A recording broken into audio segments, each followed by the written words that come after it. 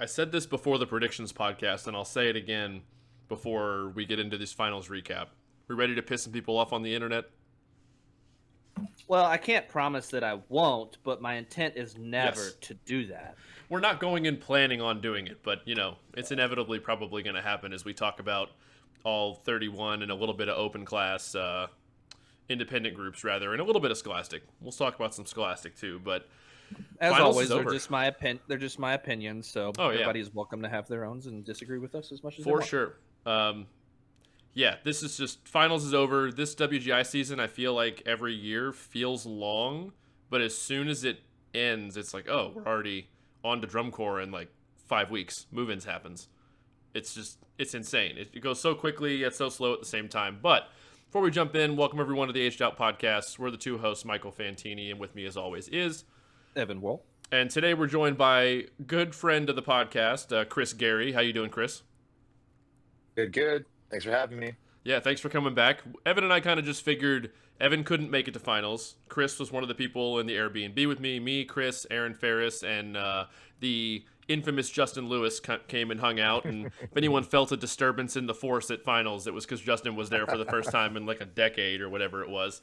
But great meeting that guy for the first time. But we figured we wanted two people on here to talk that were actually there live. Obviously, Evan had his opinions. He watched the whole stream, so he'll be able to jump in and chime in on things as well. But before we dive fully in, comment, like, subscribe, share the video with anyone you think would appreciate it. Facebook, Instagram, never miss an update on any content we're putting out or anything we're doing that's new or exciting. AgedOutPodcast.com, grab a shirt or sticker. Aged Out Fundamentals, drum every day. And today's podcast is sponsored by Brash Drums. The Alpha Pad is incredible. Link in the video description. Best pad I've ever played on. Little loud, but not a bad thing. Not in a bad way. We were just talking about the pad in general before we started recording, so that's why I threw that in there. But great pad, phenomenal, love it. I use it every day. I think Evan does too, gives his lessons on it. Feels great. Probably the closest feeling pad to a snare drum top head I've ever played on. Like, it's... Yeah, pretty close. It's definitely outside of like some of those like whatever their Slingerland pads. Yeah. That are, like, it feels like you actually bought a drum. For sure, yeah. It's like the top portion of a drum. But, okay. Thoughts in general. Let's just jump in and talk about, thoughts overall on the weekend, how things shook out. We are going to go through our predictions and show the spreadsheet of how things actually finished in terms of placement and talk about more groups specifically when we get to them in the order. But the biggest surprise to me was a lot of groups played a lot better than I anticipated. I remember when I was making my predictions and I was talking to Evan about my thoughts in general as I was ranking everybody. I was like, man, outside of the top 9, this is rough. Everyone just feels like in a hodgepodge soup of, I don't know how good they are. Like, kind of average across the board, slightly above average, but nobody was like, it was all very close. But then when you get there in person, which is a side effect, we have to cover this over the internet, video quality differs, content availability differs, but a lot of groups played a lot better, especially in the middle of the pack, than I anticipated. That's always good. I'll kind of ask you guys, and it was good to be able to have both of you all there in a group text and some other people, like, as I'm watching the stream, like, sounded like this, and just, like, confirm things that I was hearing, or be like, no, this is actually pretty good. Like, I know one of the things that I texted was like, this sounds terrible, is when RCC was playing in the back right corner, and they're like, no, it actually comes across. I was like, all right, sounds terrible to me. It actually sounded good live, but to me at least. For you and Chris, and I'll start with Chris, like, just some of the shows, do you feel like part of the playing well is just how they're designed now, like maybe a little bit more minimalistic in playing, which I know we're going to talk about, but I don't know. What do you think about Chris overall? The bottom of the classes, I'm mostly referring to Independent World here. We saw, some Scholastic World in that category, has gotten so much better over the past 10, 15 years. 15th place in PIW compared to maybe 15th place in 2010, 15 years ago. It's like, night and day. So the average has definitely risen a bit in terms of clarity and demand and just like quality of show design. Whether or not the top groups are playing better or the shows are designed better, that's maybe a separate conversation. But I think that was reflected in scores. I think some of the lowest scores were the highest low scores that we've had. Not sure ever, but in a while. So like definitely high scores for 15th. Yeah, for 15th Mhm. exactly. Yeah, I can So believe that. because we sat through like 30 shows almost, and I think like that kept my attention, and it was actually enjoyable to watch. Hmm. Maybe doing that 10, 15, 20 years ago would have been a little bit of a slog. But yeah, I was like Mike, you're saying. I mean, there's obviously so much great playing happening, and it's funny to the point where when you do hear some lapses in clarity, like because like everything was so good and so close, and you want everyone to be achieving and succeeding at the highest level. Yep. And to continue on that thread, part of it I think is just the writing is getting a lot more segmental because obviously it's much harder to balance a snare line blended with a quad line blended with a bass sound and do that a lot. And we'll go over some numbers later, but I think part of why potentially obviously kids are getting better at playing, designers are getting smarter with how they do things in terms of optimizing rehearsal time and like how much can we actually clean and be competitive? Where is that balance line at? But I think to me, the writing for the battery at least is way more segmental more often than it ever has been. This I've noticed the trend over the past few years, but this year more than any, man, it was just I kept waiting for some groups like, are they going to play as a full battery at any point in the show? And then it would happen for like a 20-second phrase, and then now we're back to the cymbals playing with the front, or just the quad line for 30 seconds, and a little bit of that is playing the game, for lack of a better way to put it. Like we've said on here, you only have so much time to clean and all that stuff. But I'm not a huge fan of that. But doesn't Chris, necessarily. to validate what you did say, I just went back and looked at the historical scores for Oh yeah. 2010, and last place was in finals, like 15th place group Mhm. was an 82-7. Oh wow. What And was it this year? they actually didn't break final. They actually didn't break 90 until 7th place. This year, Wow. instead of 82, 15th was an 87, and like you broke 90 at 12th place. Yeah. So All right. I think part of that too is like WGI used to have what they considered box 6, which was like Yeah, the sheets 95 might and have changed. above. Yeah. Mhm. The sheets changed, and like box 6 used to be like kind of you never saw this, or it was innovative, creative. It had to really shine to be above a 95. So I Yeah. think part of that is why we're getting these record-breaking scores. Like the elephant in the room, maybe it's not even an elephant, but I don't think that either X or RCC have the best show ever this year, one of the greatest Like shows ever. I probably wouldn't even have them in my top 5 or 6 if I'm being honest.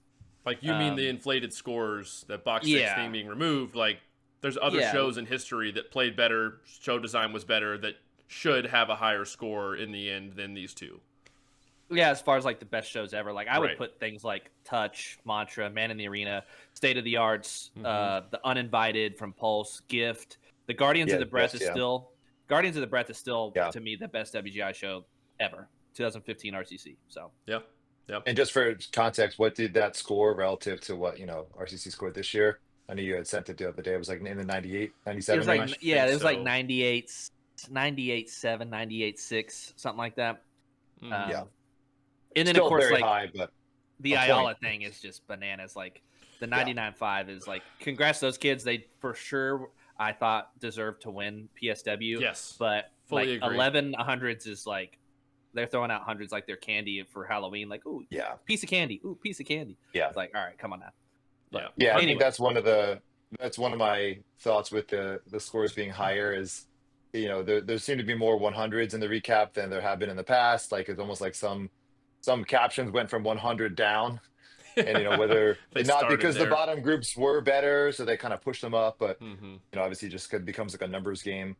A little I bit, have yeah. heard judges say like 100 doesn't mean the show is perfect, and I'm like, well, it kind of should a little bit, or else we're just devaluing the numbers then, and the numbers Yeah. themselves are now becoming abstract when they should be as objective as possible. In my We're opinion. entering whose line is it anyway territory where the rules are made up and the numbers don't matter. Yeah. Yeah, and especially like in a performance caption, to get like 100 in a performance sub caption, it either means the judge is making a call that group was truly flawless that night in their eyes and ears. Um, Right. I could see it in an effect caption a little bit differently, and maybe that's a whole Yeah. separate conversation because then that could skew the overall score towards the effect caption because they might be more likely to give out hundreds, which I think we saw in the recaps as well. Mm-hmm. Mhm. But yeah, I mean, and then you look at RCC and IL as shows, highest scores ever, and they were very effective, in various ways. Were they the best marching and playing groups of all time? I mean, I guess you could debate that. I don't know if that's necessarily true, but apparently a I lot of would the say judges gave them, probably not. hundreds in effect. I'll Right. I'll say, in my opinion, no. They were very, very good. Ayala deserved Very to good. win. Yeah. Ayala deserved to win PSW. We'll talk about the RCC X thing when we get through our predictions here in a minute to the top of stuff. We'll close out with that. Yeah. Before we do the predictions, lots of rope drumming and vocoders this year. Yes. Which I feel fairly comfortable saying that vocoders make snare drums sound worse to me than better. I mean, I guess it's So effective. Justin Lewis, I think, pointed this out over the weekend. I think Mystique's quad soloist, maybe the vocoder didn't work at finals, and that performance, he got way more applause than when we saw him at prelims or semis. Now, the player was phenomenal. The dude Yes. just totally ripped that solo. But I think you could hear the drums better because the vocoder didn't work. So, I mean, it's an effect when the vocoder does work, but also when you just have someone who's that good, just throw down, the crowd's going to give it up anyway. That's still effective. It's Right. like we said, it's like the new fad. It's a fad thing. I saw the vocoder used in so many different shows, and now I'm afraid we're gonna have groups playing to different directions all the time next year. I guarantee. I think we were laughing about that. We were setting up that we're gonna see over the next 2 years a bunch of show designs where we're facing the crowd on side 2 or side 1, like we're not facing front the whole time drumming. I bet we start seeing a lot of that. The trends trickle down from the top, right? It's like, Sure. Broken City doing really well, 2017, 18, 19, and then we started to see more like that style. And now I think it's going to be okay. Our group's going to play sideways, or, we were talking about the silent moment where, there's no movement, there's no music, there might be a vocal, sample going on. It has an effect, but when there's like 5 shows that have a silent moment in a 15, ensemble class, it starts to get overused. Mm-hmm. Right. Yep. Yeah, I agree. The trends trickle down, and hopefully Right. they're used well. Let's pull this up, and I'm sure going through the placements will spark all kinds of conversation. So let me scroll down. We'll start in 31st. You can see Evan and I were pretty close. I got all 4, 28 through 31, and I will call that sheer dumb luck because the amount of content to go off of was lacking for these groups. I won't take a lot of credit for this.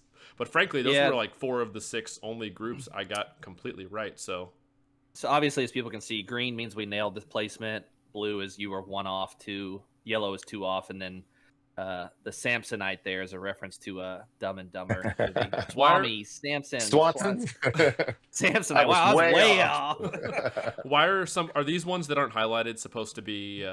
Yeah, they're just like they're like 3 to 4 placements off. So I just like kind of left them in limbo.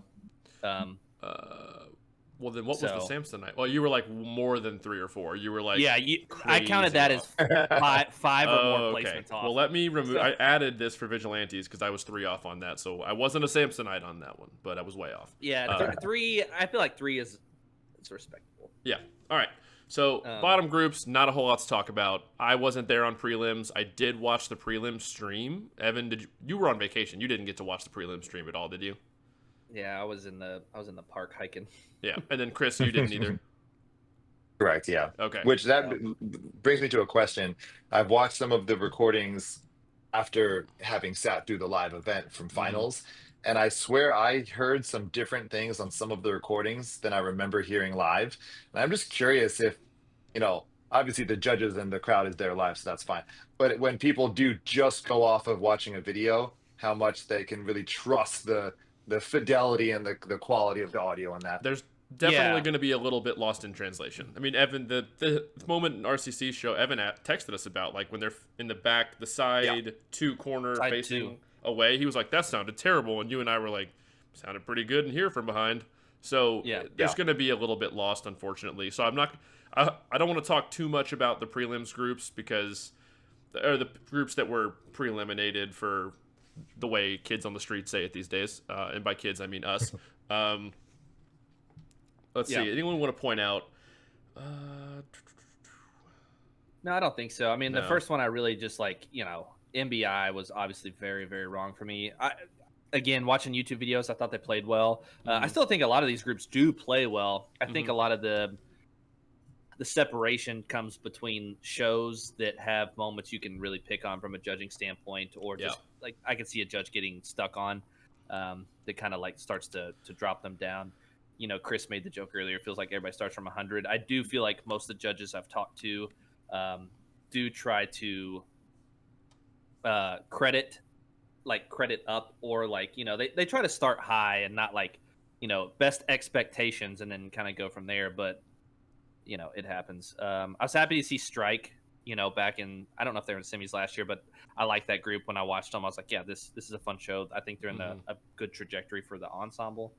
It's kind of off on Redline a little bit. I was kind of hoping Redline finished a couple higher, 18th, you know, they're in there. Well, the one cool thing I see when I look at this is you and I, outside of one group, we got all 15 finalists completely correct. And each of us were 4 out of 5 on the semifinalists. I was wrong about Thesis and had Strikeout. You were wrong on MBI and had Vigilantes out. So we were 19 for 20 for the top 20. That's pretty decent in being able to like ballpark what portion, where in the pack these groups should land. And again, outside of like, I was way off on Matrix, you were way off on MBI. Outside of that, you know, 19 for 20 for your top 20. I did go back and look because Chris had posted his top 8 on our comments too. And Chris had all the top 8 in the top 8. The order was just like a couple jumbled order, 1 and 2. A couple jumbled order. 4 and 5, yeah. I think you and I did too. But, no, you had AQ. I had the top 8 right in the wrong order as well. Yeah. I actually still think AQ was deserving of a top 10 finish.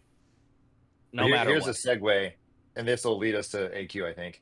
I wonder if y'all took your predictions and looked at, this would take a lot of time, at individual captions. Like, are your predictions most closely aligned with the prelims music score, the semis music effects score, or what have you?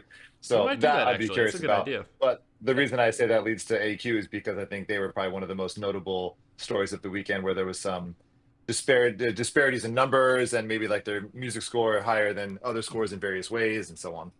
Yeah, I think that judge discrepancies. Real quick, let's get to that in a second. All right. Is there anything we want to talk about from 16 through 31? I think we should talk about Redline a little bit. You know, I feel like that's a group that was in finals every year that we were all marching. I mean, they were every single year probably top 12, top 10 around, if not higher some years. I think they had like some 8, 9, 10 finishes in the era we were all marching, and the group kind of fell off a little bit. I am happy for nostalgia purposes, because obviously we know a lot of the people that are probably teaching there now that we marched with and stuff are on that same time involved in that group. It's just cool to see them.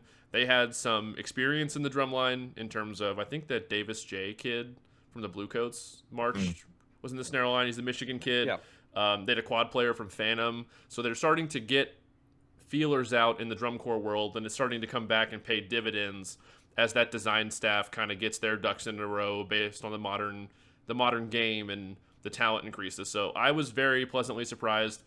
I was 2 places too low. Evan was 2 places too high. They ended up right in 18. I thought the show was solid. It was just a good semifinalist group. I think that this was Lee Bettis' first year writing for them. I think so. I think for them, the thing moving forward will just be like cohesiveness and consistency in the design staff. Because, I mean, you look at these groups that are in the top and consistently making finals, and the design teams of, like, you know, they've been around and together multiple years. And that level of like cohesiveness, it matters when you're designing a show. So I think if they keep like their core and stuff, they can continue to build on that. I mean, they're in a good spot. You know, they're not, Michigan geographically is kind of up there on its own, but like, you know, Wisconsin, Minnesota, upwards of Ohio, so they can pull some kids. Yeah, for sure. So I was happy to see that. Let's see, nothing else. May in Rocky. Semis. Yeah, nothing else in semis was a surprise. I mean, Vigilantes ended up 19. Rocky. But yeah, May Rocky is a real big story. They were open class last year. First year in independent world. Yeah, that's huge. Yeah, it's quite an accomplishment, and I feel very vindicated because I feel like they took the approach that I like, not champion, but I beat the horse to death on here over the past couple of years. they didn't try to do too much. They said, you know what? First year in World, we're just going to try to play clean. We're just going to try to When do they this. took their independent open gold medal and just kind of sprinkled, 5 to 10% more Yeah, demand man. here and there. Yeah, It was They very did just effective. enough. you cannot innovate the activity from the bottom. And by bottom for them, the bottom class of finalists, which is, I don't think that they probably had aspirations that they were going to go out and medal this year. No. Right. So, it's just smart. You know your lane, you know what you're good at as far as like the design team. And I'm sure next year they're like, all right, now we got to try to make some different strides, but they just didn't try. I think I said this in the predictions. They didn't do things to hurt themselves. Mm-hmm.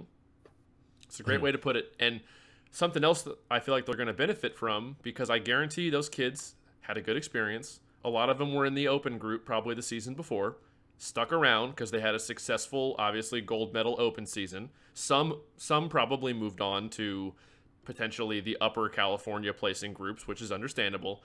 But I bet the kids that were in the ensemble got to experience playing well, which is fun in and of itself. They had a show that competed. They made finals in their first season. I bet their retention is going to be pretty good. And you'll see them in finals or have a good shot at moving up or being in finals even more solidly next season. So it all just snowballs. I mean, if you... It's funny, there's a few groups that pattern's true for. United Percussion won Open 07, went to World, made finals 08. George Mason won Open, went to finals in World. CWP, rest in peace, won Open and then went to finals. So it's like I do want to see Meraki continue to succeed. I think the next couple of years for them is always going to be like, can they continue to build upon this momentum? And I think there's so many groups, there's so many world groups in California. Yeah, and too many. Yeah, that's a whole. We talked about that on predictions a little bit. There's like, have we oversaturated the talent market out there? But that's a whole different discussion for a different day. So great for Meraki, solid. Didn't do anything to hurt themselves. I enjoyed the show. Wasn't groundbreaking, but it was still good. It was just solid, enjoyable indoor percussion. It was great. Yeah. Yeah, I don't know where we were going, but we'll double back to AQ, I guess. No, we'll get to AQ here in a second. They ended up in 12th. Let's just go from 15 up. We got to get by Bowser first. Yeah, let's just go from 15 up. We just did Meraki. Monarch finished 14th. You nailed that one on the head. They were better in person than I thought they were going to be from the couple only videos I'd seen. Those some things I enjoyed from that, yeah. Yeah. They played well. Yes, they played well finals night, I thought, to their credit. I think the show was just I had flat. a note down from their show that they had some acoustic sounds, too, that I think they could have easily chosen to make electronic, and just the commitment to acoustic is respectable. Maybe, the effect comes across in various ways, but. Yep. I actually thought, and you guys can maybe tell me because you were there in person, but I thought that Rhythmic Force was going to drop below Monarch because I thought Monarch played really well and Rhythmic Force was a little loose on the stream as far as finals night, how they played on finals night. So I was like, ooh, I think I'm going to so I thought Rhythmic Force was going to be 14th, and Monarch Chris and I said the same thing. Yeah. All four of us were sitting in a row. We all said, I could see Monarch beating Rhythmic Force tonight because they played better. I thought they did. I think their show held them back from being higher than 14th. There were elements we liked, or I liked at least.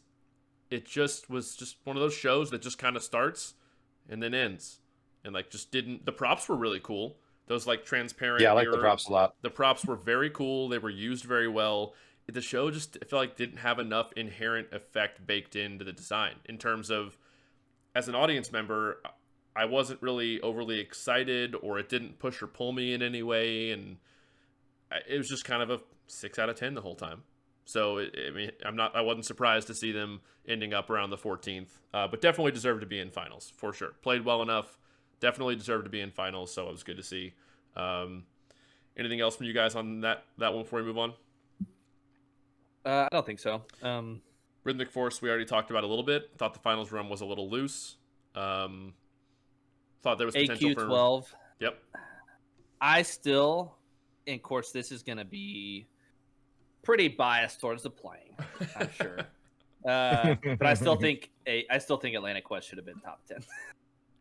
My first note Yeah. for Quest just says notes for days, just because they played so much. Yeah. I just don't It was, like. it I was thought really good too. Yeah. it was great, dude. They play like a 7, 8, 9 place, like 7, 8, 9 music for sure. Yeah. Some of the effect scores, like effect in general, I don't know. Like the show made sense, like the Eden thing, the silo, the protection, like the dystopian thing. Like there's other shows that I watch that I'm like, this doesn't make any sense. So I'm like, all right, but Yeah, I kind of mean, fun around there. in trying to read into why they might have been placed, in 12th, Justin and I were chatting, and the show lends itself to lots of like fortissimo moments, and I think they had a lot of that. And I wonder if Mm. there was some variety lacking in the pianissimo moments. This is kind of funny because we talked about how many like silent moments that are overused. So Quest doesn't need to do that per se. Um, but yeah, man, they Playing played low, so not well, and playing not at all. Yeah. not at all. Yeah. Yeah, I thought Quest's ending, like I got goosebumps from that, which was like the first moment of the night where I was like, oh, that was like pretty sick. That drew me in that much. Hmm. Yeah, Uh, we heard some people grumble about like Quest didn't have enough. The show was too basic, or like, well, then what do we want? Do you want super esoteric, just abstract, or do you want more literal, or do you have to ride this line of enough abstract, but also enough that makes you think too much? It's like, to me, anyone could have sat down and watched AQ's show and understood what was going on. Like, oh, they're like building a survival raft, like a spaceship or a bunker of some kind or whatever. And they just framed it with percussion. Like they just kind of told the story with, I don't know. I don't know yeah, what, it's, When I I think wonder too, going back to their prelims music numbers, if the certain judges are watching the battery more, certain judges are watching the front ensemble more, if that is reflected in content scores, and there's reasons why I think judges choose to put numbers down on the page. Obviously you might disagree with them. Um, but obviously, I thought Quest played very well. I thought it was a great show. I think it's a super competitive class, and the design comes down to the nuts and bolts of how the effect comes across. mm-hmm. Yeah. And I'm gonna stay. we I'm can gonna take this stay that. opportunity to talk about the discrepancy in prelims, Okay, I that's guess. fine. Let's do Yeah, I that mean, now. I think that judge discrepancies will be some things brought up at the percussion advisory board because you look at the Atlantic Quest prelims and one judge has them in third in music and one judge has them in 24th. And of course, if you're on Atlantic Quest staff, you're like, oh, the 3's right and the 24 is way wrong. I think they're both wrong. So I Yeah. think that's another issue in and of itself. I think the 20 3. Go ahead. I think the 3 is closer to Yes, accurate. I that's what I think was the getting ready to say. 24. Of course, I do have the luxury of just like parsing through YouTube videos. I probably watch more footage of these groups, all of them, than like any judge over the course of the season. So that's a different, that is a thing to consider. Like how digestible is your show on a first read, but also like either the 3's right or the 24's right, which means one person's wrong, or neither of them are right, which means they're both wrong. And like, it's not a perfect activity, but that's a tough pill to swallow. Yeah. Yeah. We talked to TJ a little bit just once we all saw the recaps, and it was just like a head scratcher. It wasn't necessarily, it was just like it's like a huh moment. Like how is judges like have discrepancies? You might have two judges that have a group in a caption of 8th and 11th, or even like 7th and 12th. Like you see that all the time. You saw it on finals night with RCC and X between Omar and Ozdemir. Like, but 3 to 24, like a 21 placement gap is massive. And this isn't the only class. Like I saw, like in a PIO finals, like within the same caption, one judge has a group 10th, and one judge has a group 2nd, and that's an effect caption. And then you look at the performance captions, and the judge has them like the two have them like 4-3. So then you have a 3 and 4 in visual performance, and then you have a 2 in effect, and then you have a 10 in effect, and you're like, I mean, this cost those kids a medal. Like, that's rough. That's rough. Yeah, it's so like I think I wonder what discrepancy. what the solution could be at the the PAB meetings in terms of, is it just more judge training? Is it conversations about consistency, or is it certain individuals don't judge some of the bigger shows, or I have what? two thoughts on that. I'm going to go ahead and just go into. We're going hard. Do it. I have two thoughts on that. One is like, if you're saying the judges that we have are qualified, they know what they're doing, they know what they're looking at, they know what they're listening to, which I think is pretty fair for this activity. then the second thing needs to be like, we need to look at how are they trained and how are the sheets formulated. Those are the next two things. And then the third thing, which I think needs to happen, especially, I don't know if it can happen across all classes, but PSW, PIW, is they need to look at that quad panel, like having four people per caption, and then drop the lowest and highest score, like they do in the Olympics. Because then you're kind of diluting one person's effect. It would be the same thing if we went in reverse. If somebody's like, no, we can't go quad panel, I'd be like, okay, well then why don't we just go to a single judge and a caption? And then they would be like, oh, well, that gives one person too much say. Exactly. I don't know what it would hurt to do the quad panel. And I know they trialed it. Did they trial it again this year? They trialed it last year. I think it was last year. And from what I heard on for the rumor mill, that the results would not have changed if they had used the quad panel results versus the double panel. And I think that would make the judges feel better, because then, like, I feel like they would be a little bit more free. Because I've heard a judge say this on another year. He's like, I did my spread the way I did it because I didn't want to call the show. Yeah. But then you look at some other captions, and like there's some spreads where like, man, this judge did kind of call the show. Like maybe he didn't intend to, and like that was his honest read. Because you can't see the other numbers being given around you for that ensemble in the subcaption. So you're not going to know if which you shouldn't. Exactly. You're not going to know as the judge, all right, I'm going to call the show because I know what everybody else thinks of this group. They're siloed for a reason, because they don't want anyone thinking about, well, if I do what I think I should do, it's going to change this. You know what I mean? Like, I get that. I think that makes sense. But I'm fully on board with having the redundancy of the quad panel and doing what the Olympics do, drop the highest and lowest and then dilute it a little bit. And it avoids one judge. I would love to just talk to both of them, and not in an accusatory way or in a aggressive way, just more of a what was your thought process? What was your thought process? Because you're both respected in the activity, but I just want to understand what you heard / saw to make this decision. Like, what was your thought process? Because maybe there's something I'm missing. Maybe there's some level of accountability, because the judges come in, they have an important job. Obviously, it's deciding these outcomes. Mm-hmm. But they do get to they get to put down the number and they get to leave. And then it's up for the staff to when the kids and the members of the ensemble are asking questions, like, what's the recap say? Or what is the staff's got to be like? The staff has to justify it. Mm-hmm. The staff has to justify it. So it would be nice to be able to have some sort of touch and be like, hey, I need a little bit more. I listen to your tape. I need a little bit more feedback on this. Well, it's now a good time to chat about what I think it was TJ's, proposal might be about keeping scores. Do not release scores until the end, and kind of having those randomized buckets of 6. Yeah, I think so. So, I've been talking to a bunch of different people, and of course, everybody with their own group, unless you win, wishes you had done better. I've said that on here before. Unless you win, you basically you wish you'd done better. But, I like to pick these people brains. They're in the trenches. And one suggestion that was made by him was I think we should do a blind semifinals the same way we do prelims. Don't announce the scores. And then also you could kind of do a draw similar to Bands of America, to where if you're in the top 5, you get a pre-draw that says all right, if you finish in the top 5 in prelims, then in semis you'll go in the top 5, but you don't know what order. It'll be 1 through 5. And then if you were 6th to 10th, you'll go somewhere 6th to 10. So that way the judges kind of know oh, you're kind of in this range, but I don't know exactly where you finished. I think that's a great idea. I think it'd be great.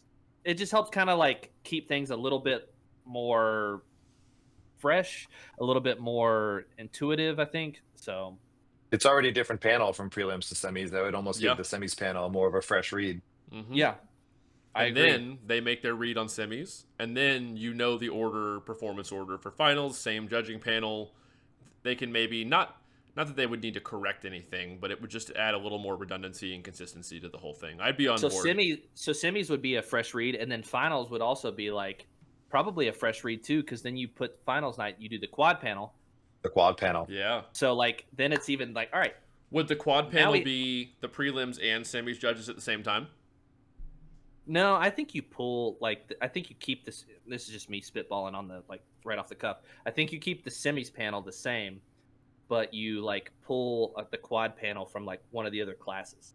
Like, okay, so you like jumble up across the classes like that. That'd be, I mean, yeah. Because think about it. We're This gonna way. ask Tom Rarick to judge for 30 hours over 2 days. They kind of already do though. Yeah. We got to get more judges. Yeah, we got to get more judges. Yeah. There are There it people is. out there in the wings that are waiting to judge music. I know that. That's true. I think that would be a great idea. It would allow, because all we want in this is to get it right. Reward the groups that deserve to be rewarded, get the placement orders right, and set things up to be as suited or as conducive to that happening as humanly possible. So you guys should go to Vegas in May for the PABs. Dude, I think so anyone can go. We just, the voting, members have to come from an ensemble, of course. the 1 year they did I don't know, I think it was WGI. They put out a thing that were like, it was like asking people from like ensembles to like sign up. Like I do remember they will this. sponsor your trip to PAB. You applied, didn't and you? I filled out. I applied. Mhm. Yeah, I'm not a director, but I said that in there. I was like, I'm not a director. I would love to come out and just like, ask questions, document things, like bring some enlightenment to the activity. Like we have this podcast, but like, and obviously they pick some. Bring a different perspective. That's fair, but I did apply for it. Yeah. All right. Let's get back to these. POW, right in the range we thought they were going to be. They're just, they're Bowser. One thing I screwed up with finals, and I thought of this the day I was supposed to leave to go up. I wished I would have went and bought like a Bowser plush stuffed animal and took it to their lot and just handed it to Eric Shriver and said, there you go. But I didn't think about it, unfortunately. But I do love that the YouTube internet comments said, you guys missed the opportunity to call him Powser. And I was like, we really did.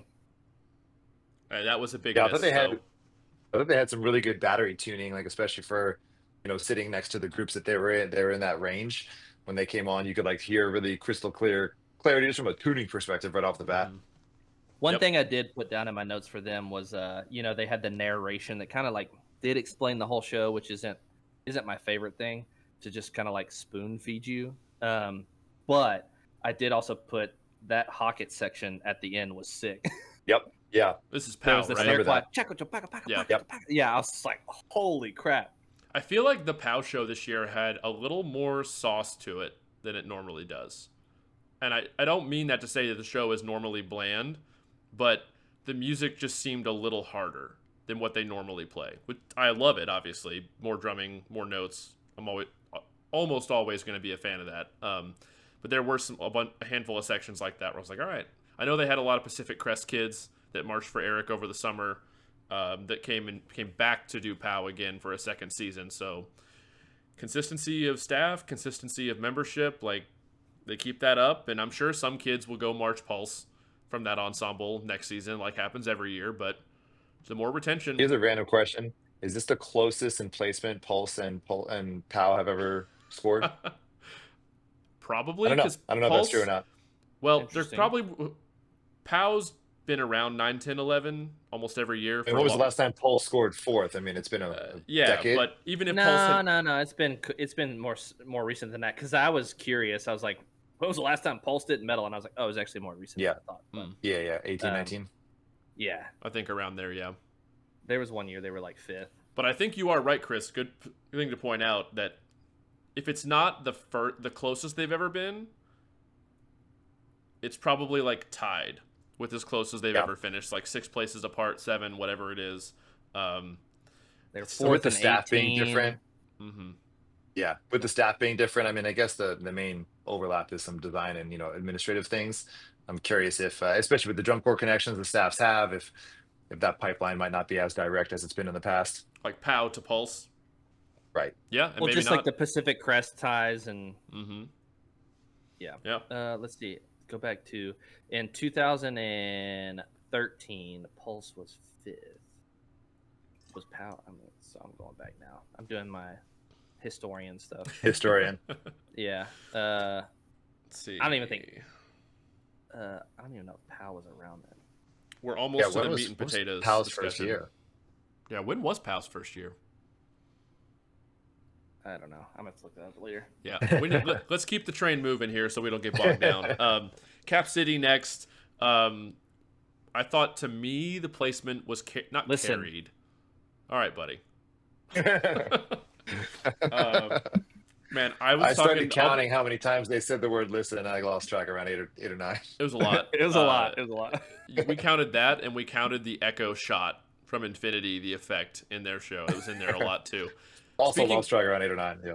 Dude, once my basement is fixed and I have a larger desk back, I think I am gonna get a soundboard, like Radio Shock Jocks, and I'm just gonna have sampled the just shot echo sound or listen from Cap City's show and just start goofing around with it. But I don't want to say their show carried them to this placement, but I would argue, and I don't remember exactly what the music subcaption scores, performance and comp were, where they would have finished, but I thought POW probably played better. AQ definitely played better. Rhythmic Force probably played better.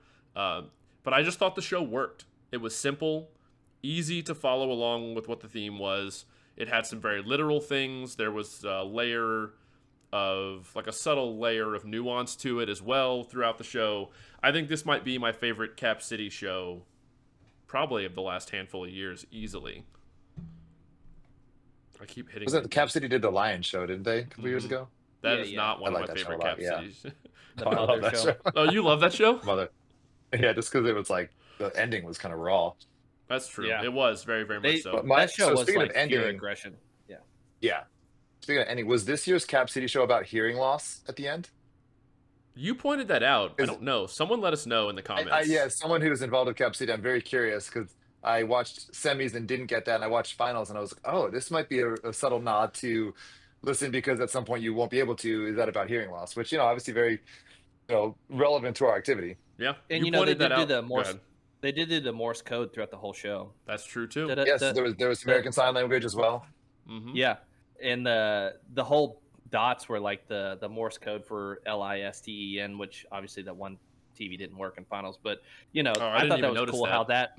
I thought that was cool how that sound was like integrated into like the tempo or the arrangement, da, da, da, da, and da, da, like for each Yeah. letter throughout the Yeah, it's entire rhythmic, show. yeah.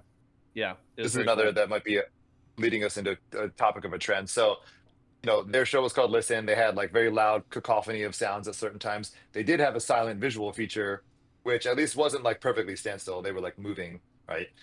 So that at least made sense, thematically that was silent. But my question is, leading into the trend of, does every show need to have like a full-on dance block of drummers not wearing drums dancing? I know you guys have chatted about that in the past. It could be done really well. I mean, I think there was actually some high school groups that moved better than some independent world groups. That's a separate conversation. But I'm just curious if like you have the drummers take their drums off and start dancing. If they're not trained dancers, is it going to be the most effective visual moment? I've always wondered about that too, because a lot of times you have this crossover in the judges of people who are judging visual effect or visual performance who are like kind of color guard people by nature, and I'm like, man, there's no way they're judging visual through the same lens that they would judge like color guard finals, because watching a bunch of drummers move around, like, we suck at it. Like we're just not built for that. And I've always found that the choreography and stuff that is thematic, like, I went back and watched that Mantra show, and they didn't do anything like that. They did some like Pilates type stuff or like meditation type stuff, which obviously for the Mantra show Makes perfect sense. right on brand. But they didn't do anything that was like ballet-ish or like dance block-ish, or I'm gonna play with blocks out on the floor for 40 seconds. Like, there's none of that. It just I mean, deletes and things. it's not an easy thing to choreograph like a 30-second movement No. block with drummers. I mean, you've seen it done well, like you're pointing out Mantra, like, RCC has had plenty of years where like Gardens of the Breath and Totem, where the movement was incredibly thematic. It also didn't look like a bunch of ballet, like you said. So it fit the show better. The performers were able to maybe like have a sense of ownership over those movements versus who's going to be the choreographer? It's probably going to be someone who has a dance and color guard background. They're going to come in, and then whether or not that comes across with the group of drummers is just hit or miss. Well, my The biggest moments gripe like with it. You want me to I'm go gonna or go you? first. Okay, go ahead. The moments to me that like stand out that are done well too are like the man in the arena. They do like the ballet like fight scene though.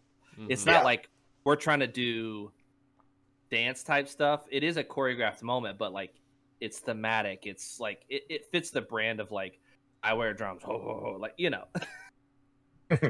I mean, this is the Mike Jackson saying, but as soon as you take the drums off, you're immediately being judged upon anyone who has ever danced ever. Yep. So, you keep the drums on, and we're suddenly back at the top 1%, 0.1% of this activity in the world. But as soon as you take the drums off, are we anywhere near that in the top Not percent even of dance in the close. world? Not No, even no. close. And that was the point that I was going to bring up. It just dilutes the performance quality and the elite level of performance happening on the floor because nobody's a trained professional dancer. Yet, they are trained professional, essentially marching percussionists. Whether it's front ensemble, battery, it just takes the best of the best at what we do in the world and dilutes it with mediocre dance choreography. Not that the design is mediocre, but the performance, because the members just don't have the training to the level they do on their marching percussion instrument and marching around and doing all that, doing body while playing. It just dilutes it and takes away from the performance quality. I mean, I think I've told this story from last season. A friend of mine, I showed her. I had to watch a regional last season that I was covering, and she had never seen it. And she had done a bunch of gymnastics, like competitively through high school. So she wasn't like professional, but there's movement training involved in that, depending on type of gymnastics Right. you're doing. The first thing she pointed out, because she can't interpret how clean things are drumming wise or whatever, she goes, "It looks really smooth and everything marching around with the drum." The Mike Jackson thing, literally what you just brought up, Chris, the first thing she said was, she goes, "That was a really bad whatever move the drumline members did once the drums were put down for their interpretive dance block or whatever." It just dilutes it. And anyone with any kind of training is going to immediately go, "Oh, that's like not very good." So, and Yeah, and the fact that We Evan's already drum- pointed out, shows have done it in the past without We drum good.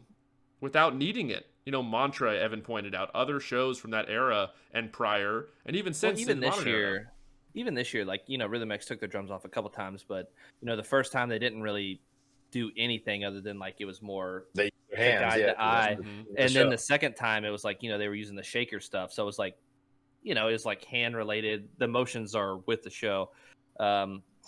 Yeah, I mean I could talk about this subject. Yeah. Last point on this, just because I brought it up and I want to be a negative Nancy, is that I thought there was some scholastic groups that danced and moved extremely well, Burleson Centennial and Ayala, which, I mean, how are you teaching those high schoolers to move so well? So there's obviously like it's being done successfully.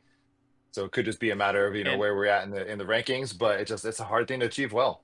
and Yeah. maybe over time, when members come up through indoor in high school, they will have more training in it by the time they get to these top level independent groups, and the choreo execution will start to become top level as the members that come up through the years do it from a younger age instead of never doing it. And now the activity's taken the shift, and I'm 20 years old, and now I have to learn to do these different movements my body's not used to. So maybe it'll correct itself over time. Dude, we have 1,100 unread emails in our aged out. Oh my god, I just saw that at the top of the screen. Evan just got That anxiety. stressed me out. Stressed me out. Dude, I have 0 unread emails in my personal Gmail. Well, if you're trying to get a hold of us, don't email us. No, we don't get that many on a daily basis. We've just never cleened it out. We'll go through it. Send Most it to of it is just Instagram. like random. All right. Oh my god. All right, let's go back to I think Matrix is next to talk about. Yes. Not much to say. I mean, look at the subcaption rankings to kind of tell the story. It's what I alluded to in our predictions. The friend of ours pointed out of, they max out the effect captions based on the sheets, and it works out for them. And you can look. I think both music judges had them in 15th in performance. My ears would agree with that on finals night, but they do what they do really well, and based on the sheets and the judges, you got to give them some kind of credit for it. Not my least favorite Matrix show of all time. I That's think there was some that's moments like with the cloths being like blown upwards with the fan at the end. That was really creative. I could see that being something that other groups try to replicate in the past fully agree. or in the future. In the Fully future. agree. Um, yeah, I wonder if the sand effects, was kind of like a version of their paint show from a decade ago, and I think the paint just kind of hit like a lot. It popped a lot brighter, and the Mm-hmm. sand ended up, I think, visually maybe kind of creating some dirt on the floor. Like it looked dirty. Mm-hmm. Um, Even though the visual color palette by the time all the sand was down there, I thought was very like it was a full rainbow and full palette of colors. I wonder too if with the front ensemble moving so well, not even being a front ensemble, just the murmurs and so on who were moving, if that either made it harder to achieve a higher level of clarity and quality, or if that just affected how the judges were able to perceive and read there had to be something involved with just the fact that the murmurs on the back sideline. Right. Yeah, I've always said too, with just the evolution of props and like moving the front ensemble, that the finite time we have, like the resets and the like running reps, like how do you run small chunks of something like that? Like, oh, we're gonna stop 8 counts into this set of the vibraphone push. It's just like that stuff takes a lot of time to get down. And it can just eat away at like practicing clarity, or like you probably have to rehearse with an ensemble a lot. I would Yeah. imagine that maybe limits some like of the subsection time, just because it does require you to have everyone to be able to do the show. Yeah. Fair Yeah. point. And props to them for trying stuff that's not always common. It's just, the risk you run is that it's going to be hard to achieve at as high of a level as some other groups. Yeah. True. All right. Now we're getting into the things that haven't happened before. I mean, United's finished at 8th before. I think United is one of those groups that almost like Monarch a little bit. There were some cool things in the show. I think, Chris, you pointed this out with United when they have all the black curtain props and they enclose everybody and you can't see anything and it moves. You could see their feet beneath it, and I think we pointed it Feet, out in yeah, the stands. Justin mentioned that too. That was kind of interesting that they didn't try to find a way to. I'm sure they tried to engineer a way to where you couldn't see the feet. I'm sure, but Yeah. United played really well. They could They every played year really they well. can drum. They can drum every That year. opening snare break, snare spinning at the end. I mean, Mhm. that was the first moment of finals where, the row we were sitting in, we're all just like, whoa, Yep. okay, that's clean. First thing that really popped and struck us as like clean, if you know what I Yeah. mean. They I played well. can hear I a mean, change. I think the show was just. I mean, you're at a point right now where 7th was Mystique, and then GMU's amazing effect-filled show where they also drummed really well. And like, who are you going to put them above? It gets to that point where it's like, well, I mean, I don't think their show was good enough to be justified to put above Mystique's. It's like they were 8th, and I think that's right where they probably should have been. On a surface level, I've had a quarrel with the United show the entire year. Yeah. Just because of like the main quote. I'm like, this doesn't make sense to me. Like my brain is like dots. We are all connected. I'm like, no, dots aren't connected. That's why people say connect the dots. So I'm sure there's like some sort of like poem or something. Or if you connect the dots, dots can be connected. Yeah, I see what you're getting at, though. It can be, but we aren't. I get what you mean. I get what you mean there. So like, I remember when they made the show announcement, I was like, what? Yeah, I just do wonder behind the scenes. I mean, with them, they didn't do their first show till mid-March, I'm pretty sure. Yeah. And then I think the quad line was behind the props for like a good couple of minutes of the show. A while. And the basses too. The basses, yeah, it could be that I'm thinking of. I'm just curious if there was some reasons why the show ended up the way it did. I mean, again, they played really well. Mhm. Just by the end, I thought the show concept maybe held them back. I would agree. But even if the show concept hadn't, like, who do they go above? I mean, it's the next group. Would they have beaten Mystique? if It's their another show one was where the better, show concept might have held them back. I need to They go may have back and played- watch They may have United played better than videos. Mystique on Finals Night. And that's where I'm going with this. Like, I need to go back and watch United, and then have a tab open that's Mystique drumming, and like just listen to them both play, or just watch their finals runs back to back again. Because I mean, maybe that Mystique show was pretty flat.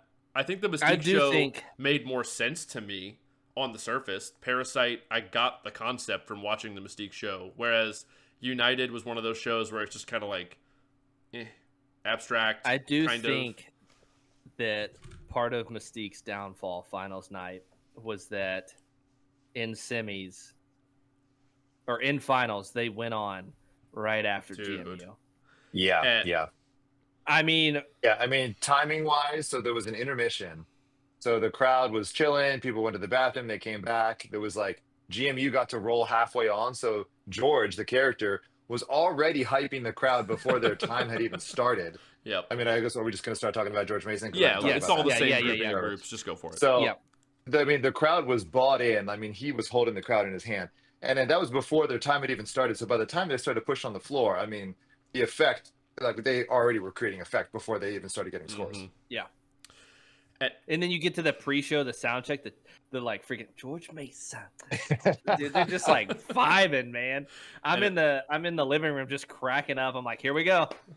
It was And Chris it's like and I. a brief, Good. yeah, a brief backstory of I think like that show coming to creation from Travis and Dan, obviously, and Tim Fairbanks and the team. I mean, the George Mason University supports that ensemble, and when I was a part of that ensemble, it was always a big deal that we have to kind of like pay homage to the university in some way, whether that's wearing the color green or this or that. So for them to just come all the way out and just like, listen, the show is going to be the George Mason show. We're going to have George Mason. We're going to say the word George Mason 1,000 times. It was perfect. It was so well done.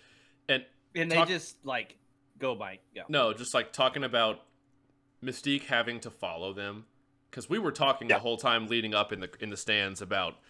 I think the crowd with the effect is going to push GM. If they play well enough, they could easily beat Mystique. If Mystique doesn't have like the run and like pop the playing run they need here, and then George Mason threw down, like the fake baby dolls are thrown on the floor, and they're pushing off the floor, and Mystique is coming around the curtain like typical Mystique, like stone faced, in on brand basically. And as they're like pushing down that line on side 2 to come out of the tunnel, like George Mason picks up a baby and punts it to where it all so high, and the crowd's laughing still and hamming it up, and like they were standing behind that curtain listening to the crowd just go insane over and over and over standing again. ovation. And then MCM comes out and it's just like kind of that low ominous drone sound, and like they're kind of doing like this shiver shake thing, the parasite. And even on the stream you could just feel like everything just like sucked out of the room. away, and you're like, oh, like this isn't gonna go well. Mystique's music ensemble was very controlled. They had some good front to back blend and balance. The members played a ton. I think the snare tuning was very exposed finals night. Extremely. I almost wonder if like the cold weather, but they weren't doing themselves any favors in terms of clarity, because anything that was slightly out just ended up being a little bit, out. But then also, again, the show kind of ended abruptly, and there were times where you were looking for, higher peaks and lower lows, and it just seemed like it was kind of all in that middle range. Mm-hmm. Yeah. So Mystique was good. I think Justin Lewis pointed. GMU went, then Mystique went, and all 4 of us in our little row who were sitting right next to the effect judges. Essentially, all 4 of us just went, George Mason's going to beat him. Like, as soon as Mystique finished. George Mason's show just had so many moments. I mean, it was like a Hollywood movie with like an action set piece and then a little bit of plot and then another action set piece. I mean, between the Yankee Doodle bass break and the ghost roll and, the stealing the visual motifs and the bass cackling. I mean, there was just so many moments that the Titanic screen and the romantic montage, it was just so well crafted. Yeah. So even people like have been commenting on our YouTube reaction video we did of them of like, yeah, if you saw them at like a local show, they'd be behind the props, like interacting with the crowd, or like, just there's so many Easter eggs. So yeah, there was one Easter egg. It might be hard to see in the multi-camera because I saw it live, but the screen had, doing the Titanic song, and right before the screen goes behind a prop, the screen cuts to the clip from the movie of Leo sinking and then drowning, and then the prop just covers it. It has nothing to do with the show, but they just had to put it in there. It's great. Yep. It's phenomenal. It's just all the little details. They nailed it. Little chef's kiss. Yeah, basically. It was just even the tarp itself, like like what's written on it, like is just an Easter egg. So yeah, it's. I mean, that's going to be a hard show for them to follow. I hope they do a part 2 because I bet they even have more jokes up their sleeve. But it was just so well done. I can't say it on here. I'll tell you after we're done, though. Like, yeah, exactly. All right. And Travis Tim, do a part 2. Yeah. Moving on to Infinity. I thought Infinity had a great finals run playing wise. Better than I'd heard them sound in videos earlier that week. Just there were some full battery moments that had kind of always been a little thicker and very densely written, and it was good. And their show was much better in person than online, like Broken Cities He usually played is. really well finals night. Yeah, played great. Evan, what did you say I mean, about? they peaked at the end. They really did peak finals night to their credit. It was great to watch. Evan, you said something about their props and the way they like. What's the? Yeah, I just love the way that not just this year, especially this year, but just over the course of the last few years that they've integrated the props and they've used them to reset the stage or like reset stuff, whether it was with the clock prop or the mirror props, or this year they obviously had like those like blank fan props that did so many Yeah, shapes, very and so very much different. versatile. Mm-hmm. Yeah, so versatile. Just the way that they're kind of able to restage the floor and use that backdrop. It's very creative. I would like to see a little bit less echo rim shots, but that's fine. We'll just wait till I get my soundboard. We're gonna have them galore here. Yeah. My favorite The was way that after they- Infinity finished performing, Justin Lewis, who hasn't been at a WGI Finals since 2017. They finished, and he was like, "My biggest thought is that show is not from California." And Oh. I think that's the perception, is like they're creating kind of like their own brand of, something that maybe was popularized from Broken City and like the Mike Jackson, Kevin Shaw era, but it is becoming Infinity's own brand. I mean, they've included their own rhythmic motifs in this show from the previous years, which I think is very cool, and again gives the members a sense of ownership over that. And when you're achieving at as high of a level as they are, both from a movement and musical standpoint, then it's hard to argue against it. Mm-hmm. Yeah. Yeah. Thought it was great. And they listen to Cisco, which is good because Cisco will tell you how to play clean. Yes. Oh, and Sleep Token too. I mean, a large part of that show was, yeah. the singer Vessel was his vocal melodies, which I mean, he's like singing to sold out arenas every night. So of course that vocal sample is going to go well. Yeah, for sure. Oh yeah. So great year for Infinity. Love what they did. Let's see. So I did some timing stuff. So I watched Pulse's show, finals run like 5 times today because we have some stuff to talk about when we're done with the placements. But Pulse played well. They did not play as great as I might have thought in the moment, maybe. I don't know. There were just some visual ticks that I saw watching it 5 times. Some things that aren't normal execution-wise when you watch a Pulse show typically over the past 3, 4, 5 years. They still played great. The full battery sound was super blended, very balanced. Yeah, it was just... I think the show kind of held them back a little bit. I think that's what pushed Broken City above them, because they played better than Broken City did in terms of clarity. Yeah, I would almost never say this for like that design team, but I think it just missed the mark a little bit. I never understood the rope drum thing. I also, from a visual standpoint, just kind of never really got the underground thing from the visual palette. Like, underground, I'm thinking like muted colors, dark grays, suburban, urban, like they're wearing like these fluorescent color. A lot of it just didn't really like connect with me. Obviously, I'm not a vision effect judge, so whatever. Mm-hmm. They're not designing for me. But I just think ultimately, like, one out of every 10 years, they just, just didn't they didn't hit it. I mean, X has had years where it didn't hit the mark. RCC has, Pulse has, Mystique has, Broken City has. Like, it's just nobody bats 1,000, especially designing indoor drumline shows. And even with perhaps some issues here and there with the show design, I mean, I think the staff still applied their procedure and process to the point where they were as clean as. I mean, I think I was texting with Matt Hartwell, who's their visual caption head, and I said, "Dude, they move so well still." And he's like, "Yeah, we're cleaner than some of the years they won." He said they were cleaner then. Yeah. And like you were saying, their full battery sound was so blended, balance, and tuning. Like it was when they were locked in, it was one of the cleanest batteries of the night still. Maybe not as consistently as some of the top groups, but still, I mean, they were right up there. Yep. Yeah. Could not agree more. I mean, it's a great way to summarize it. 4th place is nothing to sneeze at. Absolutely not. Yeah, exactly. At least that's what I tell myself, because I finished 4th in all 3 years I marked indoors. So I tell myself. Well, hey, I mean, the Pulse organization, if 4th is an off year, they're obviously doing something right. Right, for sure. Right.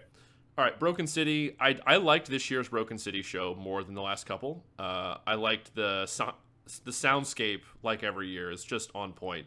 The grinding sound, just the push and pull musically is great. I wish they drummed as a full battery a little more, but again, I'll wait on that topic. But we just like drums. Yeah, we just like full battery sounds. It warms the soul. Makes me feel good. But just a solid Broken City show. Better than the last couple of years to me. There's not a whole lot to say. I mean, I will say this actually, when I think about it. One of my gripes with the battery writing every year is there's so much space and nuance and risk in the way it's written. Bass. Yeah. Motif. Texture. All that is there, but I've always wanted, like, when you do have your full battery moment, when you do have your feature moment, I've always wanted more sauce. I've always wanted a little more density. It's what I've always felt like it's been missing in those moments in their shows. This year, I keep knocking the small desk. This year, I got it almost to where I would want it. Like, they have a couple full battery moments, man, where they're playing. And they are going after it. Like, that's something else I respect about their playing approach.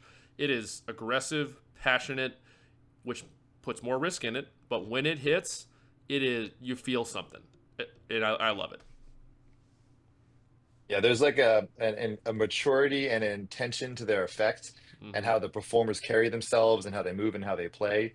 I mean, they do minimalistic shows, right? It's like esoteric minimalism.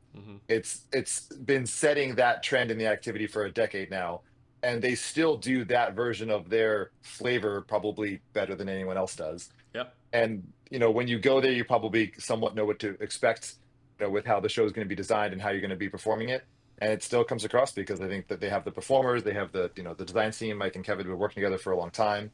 Again, like the props and the concept, I think, gives you enough to latch onto, but at the same time is open-ended enough that you can kind of fill in the gaps with your own understanding of what the show means to you. And I agree. I wish that there was times where you could either read some of the notes they're playing a little bit better, whether that's from a clarity or a tuning standpoint or just the projection. But then you see it in a lot, and obviously they're playing really well. Yeah, I mean, even every year the show title it's always just one word: spine, seed, north. Like, I mean, so it's like very broad, but then they do nuance things within that. So it's kind of like open for interpretation, similar to maybe like to a movie. Like, oh, what did you think happened at the end? Like, oh, it's like Shutter Island or Inception, stuff like that. Something like that. Yeah.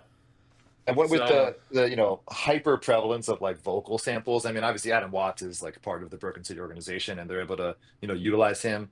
I just wonder overall, and this would be so much harder for so many groups, if like live vocals is more effective than just watching 30 shows in a row. You just start to hear so many ballad-esque moments that are so heavily dependent upon a vocal sample, and it just creates a little bit of a sameness. Now again, this isn't about Broken City because they have a little bit of a kind of unique exception to that, but I'm just curious if groups are able to pull off some more live vocals over times.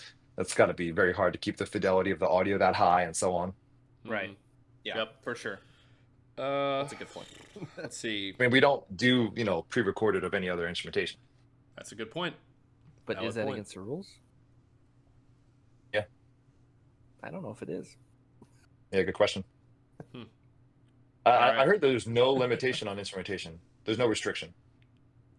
Like, you could have a trumpet. You could have any of that Well, stuff. People do it all the time. Yeah. Yeah. Dartmouth had a full little jazz flute, ensemble. We had flute. Yeah. Even the year the last RCC championship, the Listen show, they had that trumpet player from BD in their show. That show was great too. Yeah. True. Very true. Okay. X and RCC. Here we go. Evan, should RCC have won? Evan, go. No. I would agree. Chris? I'm going to say yes, but the scores were still too high. That's my caveat. Okay. Fair. Sweet. All right. Go ahead, Evan. Mike. Nope. I always go first. You're going first. Oh, okay. All right. I feel like RCC show set a tone very well that started with the pre-show, even before they're even being evaluated. it really comes in. It was a fresh, cool thing. And I think to an extent, by doing that, it put a tint over the lens people were watching the rest of the show with. Like, all right, this is fresh. This is groundbreaking. This is everything they're doing is innovative and unique and awesome. And people might have gotten pulled in and a little too much from the, I don't know. It just, the vibes pulled people in too much, and it pulled me in. I fell for it. But I've watched the show. I mean, you're just describing good general effect, though. I'm Like, not saying the if show you watch a wasn't great show and and the vibes effective. pull you in well, that's just I know. effective I'm not GE. saying that it wasn't a great effective show. To me, having watched it multiple times in a row now, once you get past the beginning, and if you keep an objective lens, just watching moment to moment and the pacing, and just kind of block out the vibe of it a little bit, it's not. Go ahead. I will say vibe is a part of the show. Mm-hmm. Like, it matters. I mean, 100%. Yeah. Yeah. I do agree. Like, the pre-show thing was interesting to me. Like, I don't really know what the rules are on that, or the loophole or whatever. I mean, I think that there's rules on like playing outside your designated warm-up zone in the lot, how that transfers to like when you're going down the tunnel behind the curtain. Like, I don't really know when your allotted time is, because they were technically playing like during like Rhythm X's time on the floor. So I don't really know how that works. But like, from the announcement of WGI is now present RCC, like that to the end of the show, I just think that Rhythm X had a better show. Period. A to B, pacing, moment to moment. They played better. X for sure A played to better B, on finals and night. for sure the playing. And you know, we're splitting hairs. Like, me saying I think X played better, RCC played really well, but They were the two best groups far and away. I mean, I think the Rhythm scores X, showed yeah. And the Yeah, scores I showed think that. Rhythm They were X both should have won. phenomenal shows too. Yes. I mean, I think Yeah. Yes. any year these two shows would have been one or two most likely. 100%. Yeah, they both would have won last year. Mm-hmm. Yeah. So Yeah, I mean, I think they were RCC great. show had a layer of depth and intrigue and theatricality that is why they won. I mean, they obviously also marched and played well, and there Mm-hmm. were, the soundscape from, some of the distorted vocals and some of the way that the battery writing was to the soundscape, almost to the point where it wasn't as much battery and front ensemble as it was battery and soundscape. Mm-hmm. And then, they also moved slowly, maybe the best I've ever seen battery performers move slowly. And, they also did move fast. They marched and played like you will. But I mean, that quad break from the corner with them taking like whole note steps was just like, Yeah, it was that's- clean as nails. And then they just, it was so good. Respect the hell out of it. But the big differentiator for me, like Evan just said, both were phenomenal. I'm not angry that RCC won. I don't think some injustice happened in the universe because RCC won. To me, and honestly, the timings we've done of the top 4 shows play this out. Like, X just played a whole lot more in terms of drumline.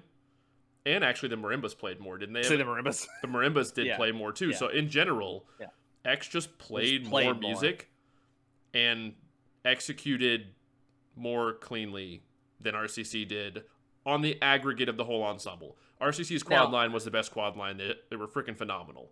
But to me, that's what would tip it. Because the shows were so close in my eyes, design-wise and effect-wise. To me, X's note density and quality being maintained, having to clean a lot more, is why I think ultimately X should have won. And obviously, like, if you're in RCC as a member or staff designer, like, you can just tell us, like, kick kudos. rocks. We won anyway. Yeah, kick rock. Yeah, kudos to you guys. You can tell us to kick rocks. Like, congratulations. We won, doesn't matter. Yeah, sick. I texted Tony Nunez. I was like, dude, congrats. Like, it was sick. It was congrats on putting together an incredible product. But like, I like to time things out. I like numbers. I like spreadsheets. And quantity never equates to quality, but just for the inherent way the activity is going, I do like when groups just play. And from a quantity standpoint, X did play more, both as like a battery, a snare line, a marimba line, like we just, timing it out, just the amount of time of the show. What that means, I don't really know. I think that's like a broader subject for the direction of the activity. Like Chris was talking about earlier with those like silent moments where nothing's going on. Like I kind of feel like groups should be getting penalized for that almost at times. Like, all right, you're not doing anything musically. Nothing happened for 30 You're seconds. not doing anything visually. For a group to win where they have like a 3-minute and 6-second gap where a subsection doesn't touch their drums, I'm just like, I don't care for that. Yeah. It's not my bread. So there's definitely some subjectivity based on and these, Evan and my preference on why we think X should have won. and these kind of almost go back to the whether or not there needs to be PAB discussions around how the 100s are being thrown around the effect captions a little bit more casually than they're being thrown out. I mean, there was maybe a 100 in the music finals recap, which was X in performance from Omar.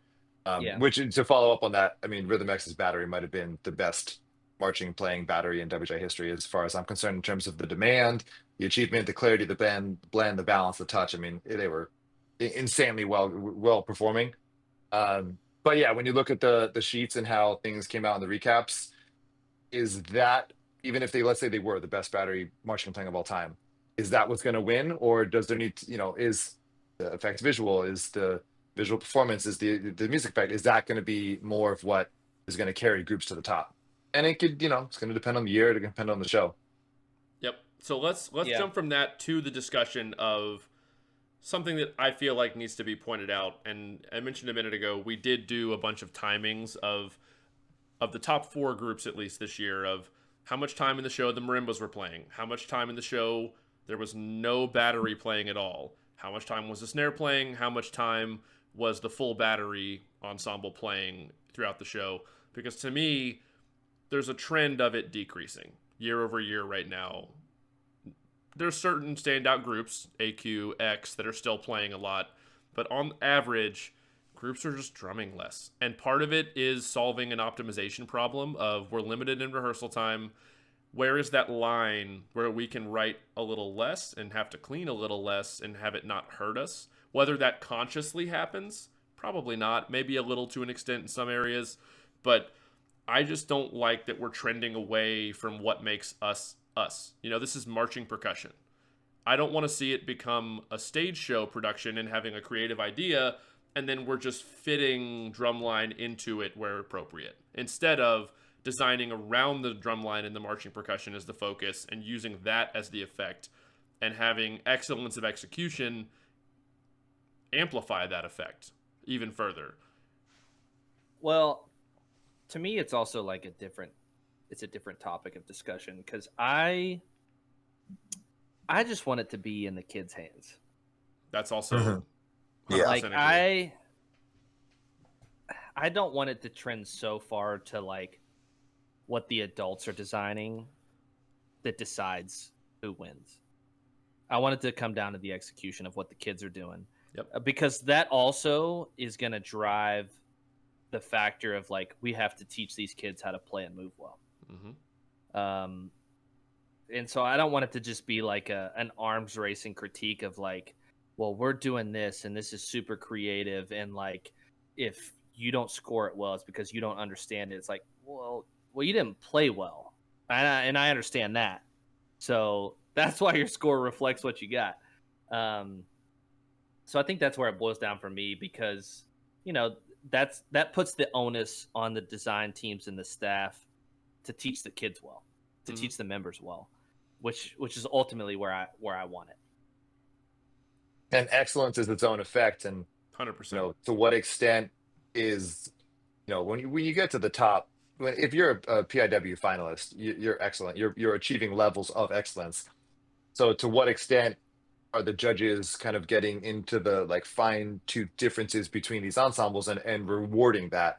If battery A has a better blend and balance and touch than battery B, even though battery B still sounds fantastic, is that being rewarded? Is that just a 9.8 versus 9.7, and how is that coming down to the actual numbers? True. Yep. Yeah. Because on effect, it's just going to be hundreds across the board, so it doesn't even matter. The further we dilute and reduce the amount of battery notes being played, the more it goes to the designer's hands in my eyes. Not even just anybody, just any section. Yeah. Vibes, rack, marimbas, xylo, crotales. I don't care what it is. Like, I almost want to be able to go back to watching shows. Like, if your electronics fail, can I still enjoy your show? Like, if you just come out and you have no power. Damn, that's like a 2007 callback to WGI. I know, like, I'm not saying don't use any synthesizers. Like, I do love this activity. I text people this all the time. Like, for all the shit that I talk or whatever, I actually do really love this activity. I love everything that everybody's doing. But, like, I do want some sort of, like... Pendulum swings, Yeah. Some sort of just, like, genuine product that I can enjoy. And there's going to be groups that do things very well. Even if RCC played less, the moments they were playing were still world class. Yes. And then it's like whether or not that's going to trickle down from the top of our groups then going to design shows for A class where the snares play for 1 out of 6 minutes, shorter shows and whatnot. So there's gives and takes to it. I don't think a group needs to come out and just play like a full battery RAM for 6 minutes, although I'd still watch it. But I think how are we creating effect, and is the only way to not the only is a very common way to create effect these days to play less and have more synth patches that have the members turning around. It's like we're still here to drum. We're still here to watch drumming and watch the effect that the performers are performing. I mean, for the perspective, performance of the front and the drum line has an effect. Yep. For perspective, I'm not going to go through all the times that we recorded, but let me scroll down here really quick. And why did this not update? All right. Either way, I'm pretty sure it was Rhythm X played as a full battery for these are all give or take a few seconds because when we're not intimate, we're watching videos and stop watching it. So it's going to be within a grain of salt a little bit, but it's in the ballpark. Rhythm X was 2 minutes and 6 seconds of the show was the full battery playing. I believe Pulse was actually I texted 40. I think 140. 140 was Pulse's full battery playing time, give or take, and then RCC's was like 1 minute and 21 seconds. 25. Minute and 25, and then I believe Broken City was like 1 minute and 23. Yeah. So percentage wise, like 1 minute 21. What is that? 7-minute shows, 7.5 minute shows. Is that what it is? Usually on average. 7.5 to 8. What's that, like 18% of your show? Rough math, might be a little off. Which playing as a full battery is hard, but it's hard. You know what? That optimization, that optimization problem of we only have so much time to clean. We're only rehearsing on weekends. We have other choreo we have to clean, show design changes we have to put in. It's harder to play and blend and clean that than if you're just writing a bunch of segmental stuff where like, okay, for this 30 seconds, it's just the snare line that has to be great. And the marimbas or whatever the front's doing. Or a lot of moments, a lot of snare features I noticed too, it's like the pit even drops out. It's literally just the bass line or just the snare line. To me, the numbers that like the full battery numbers, okay, like everybody playing together, but to me, the numbers that jumped out, like we did some timing through the shows where we timed where no one in the battery was playing.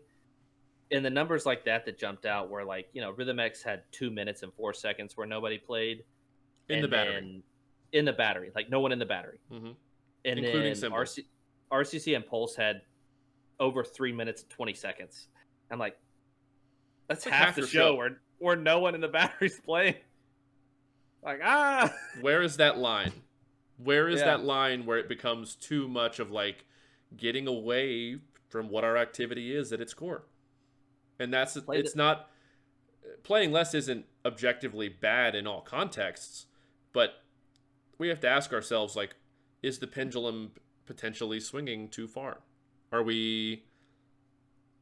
I don't know. What is the notes per dues cost? Yeah, I mean, we're percussion theater. I mean, I don't know if there's a better term for it. How much towards either of those two words, but also, I mean, this is in the hands of, the world-class designers who've been doing it for, as long as we've been interested in the activity. And from whether it's easier to get effects across or easier to clean or this or that, I mean, you guys got to start an ensemble and design a show and then write more. Yeah. And we bring this up not to be critical. We bring this up to spark discussion. to point out trends we're noticing, and we're not saying it's bad across the board. RCC's show was great. It's one of the 2 best shows of the season by far. And Broken City's show didn't play as a full battery very much. Still a good show. Still a bronze medal show. Great ensemble. Like, we're not saying what they did was bad because of it. We're more so, it's not what we would prefer personally, but it's more so to just spark a conversation and point it out so everyone's aware, so we avoid possibly going really way too far and like, oh, our full drumline plays together for 45 seconds of our entire 7.5-minute show. Like, I always encourage people to disagree with what I say, but like the same way that like when people disagree with me and they post comments and I read them, I'm like, like, you know, that spurs some thought. Like, if I say something that somebody disagree with, they're like, oh, you're just stupid. Like, okay, why do you think that? Like, you know, just let the wheels turn a little bit. Yep. Well, it's been an hour and 25 minutes. This was a lot longer than I thought it was going to be. Hey, we could probably even go longer. Probably. Yeah. Crack open another bottle there. Yeah. Clean as everything. Yep. So. I mean, props to all the performers and staff and members. I mean, designers, and you know what too? Hey, get on that VIP ticket if you want to get the best seat in the house in WGI Finals, dude. Or maybe not, so that you don't buy our seats because we're gonna keep going. I will not miss next year. I already have decided. April. We could tell Evan had some FOMO from the texting back and forth while we were there in the group text and stuff. Well, as much too as like, you know, as I was missing out on like the shows and stuff, like you guys were like, oh, like texting pictures from like the hangs and stuff. I was like, dang. Even though like the trip my wife and I took was like phenomenal. The pictures look equally incredible. Epic. Yeah. Yeah. I do not regret it. I mean, I will say that. I don't blame you at all. If anyone listening is obviously, you know, you made it this far, a very, you know, long tenured fan of the activity, getting there in person for finals week, getting a good seat in the arena. I mean, this is, you know, that's what it's all about. Yep. All right, everybody, comment, like, subscribe, age.podcast.com, brashdrums.com, age.fundamentals, drum every day. We have a few, or Facebook, Instagram, we have a few videos planned left, probably over the next week or two, with a couple designers. We're hoping to sit down and watch the shows with them, as well as we'll do, I think we're going to do a video for this season of like our top 3 moments. We did it for 2024 last year going into this season. I think it might be something, people seem to like that video a lot, so we're going to keep doing it. So that'll come out probably this week. Keep an eye out for Justin Lewis doing his least favorite 3 moments. that was a joke at our Airbnb the whole time, both days. We were just like, because I was trying to make my list of like my moments I liked a lot to pick from as I was watching both days. And then the joke became like, Justin hasn't been around for like 9 years or whatever it is, and he's going to come on once a year after he goes to WGI Finals. His 3 least favorite moments will be a video every year. Talk about what sucked. Just talk about what he didn't like and what was bad, and then just Homer Simpson into the bush like that meme until next season and come back out. All right, everybody, guys, this was great. Let us know what you think in the comments. All of your opinions. Are we dumb? Are we smart? Do you agree? Do you disagree? And we'll see everybody in the next one. Peace.